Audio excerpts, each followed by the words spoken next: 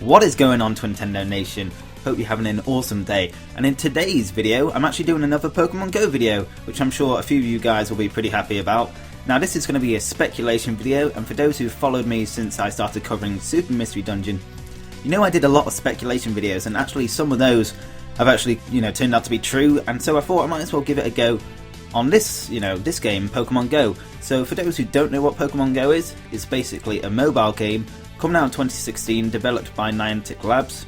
It's basically catching Pokemon through augmented reality. You can also battle and trade. It looks pretty interesting.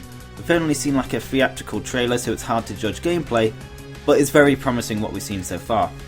So as I mentioned, like the original games, you can catch, battle and trade Pokemon. So it's very similar. It's kind of like a main Pokemon game on a mobile device, which made me think, are there going to be gym leaders in this game? Because obviously catching Pokemon's fine and all, but I kind of want to do a bit more than that. What's the point of catching Pokemon when you can't really do much with them?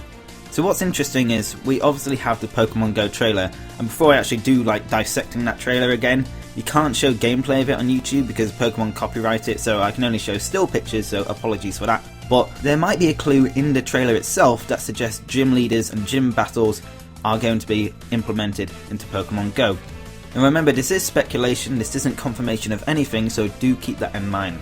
So if we look at the trailer, there were quite a lot of people playing the game. You had a Japanese businessman, you had a female player catching Caterpie, and we also had what seemed to be a father and son playing Pokemon Go together. So out of those three people, we're actually going to be focusing on the father and son, and we can see them trying to catch a Charizard, but in one scene when he's trading with the female player, he has kind of like a different attire to what he had when he was catching Charizard with his son.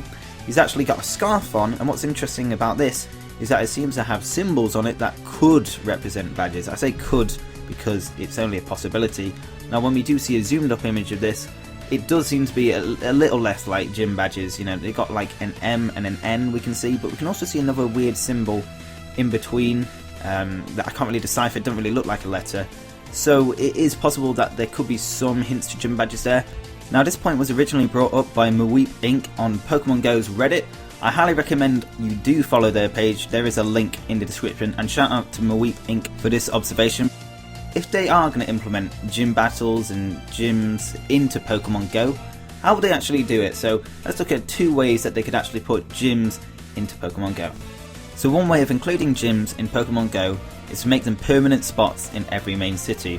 So instead of having 8 gym buildings like you would normally in Pokemon games, you'd only have the one, but you'd have the gym leaders rotating on a timed basis, so I don't know, a certain amount of weeks, a certain amount of days.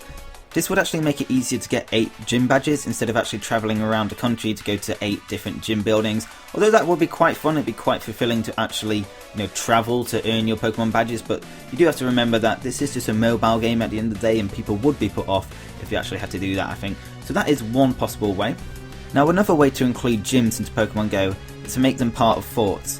Now forts actually seem to be main areas in cities, so for example in the trailer we can see when the boys and girls are having a Pokemon battle, they're in a fort because you can actually see it mentioned right there. I'm not sure where the actual location is, but as you can tell it's a significant location in the city, just how in Ingress, which is a game Niantic Labs made before, it's basically like monuments and parks were like main areas in the game where you could activate your portals, and I think it works in a similar way in Pokemon Go, that main areas will have significance in the cities. So forts seem to have a significant value, whether that's just a place where Pokemon Go players know that other players will be, so they can congregate there, meet up, talk, or just meet new people, or it's going to have something different. They could have, some forts could have a gym, some forts could have a Pokemon Center, and other Pokemon buildings that we've grown accustomed to by playing the main Pokemon games. So guys, that's just my thoughts on gym leaders and gym battles, whether they will be in Pokemon Go. If you did enjoy this, make sure to share this video. Let's try and grow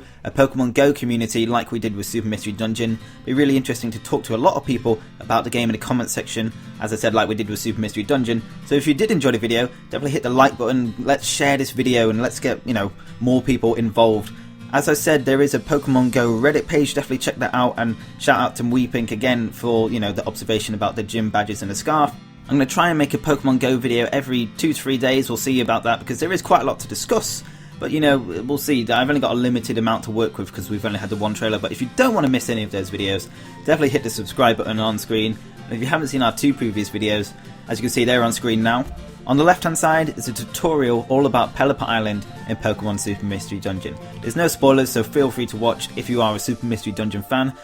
And on the right hand side is another Super Mystery Dungeon video. This is about enemies evolving in dungeons. Now if you played a Mystery Dungeon game, this is kind of crazy because I didn't see this coming. It actually does happen in Gates of Infinity apparently, but it's rare, so it does seem to be that they've stepped up the difficulty in Super Mystery Dungeon, which is kind of good to see. So if you haven't seen those 2 videos, definitely check them out. As always, hope you have an awesome day, and I will see you next time. Peace!